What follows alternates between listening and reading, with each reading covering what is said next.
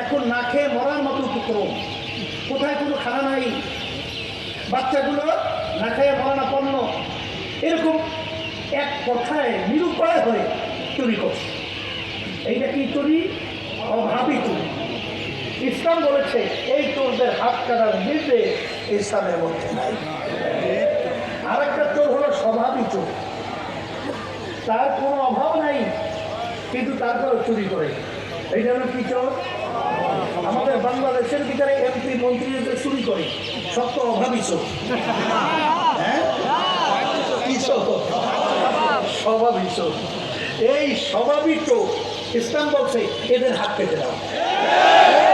আজকে বাংলাদেশে যদি একটা স্বভাবী চোরের হাত কাটা হতো, বাংলাদেশে এমন খারাপ জন্য মেহনতি মানুষের কষ্টে উপার্জন সম্পদ বিদেশে পাচার করা সাহস পেত না।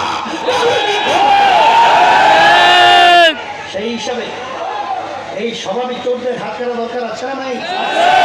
তাহলে দেশ একটা স্মরণের দেশ হয়ে যাবে। শুধু তাই নয়, আমি আমার ভাইদেরকে বলবো, শোনেন, আমরা তো রাজনীতি করি, আমরা তো অনেকের চরিত্র সম্পর্কে ভালোই জানি, কথা ঠিক না?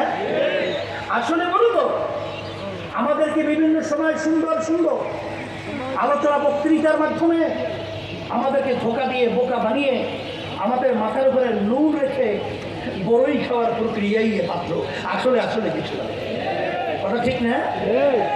ওই যে আমরা ছোটবেলায় বলছিলাম টুনটুনা টুনটুন, কথা বোঝেন নাই?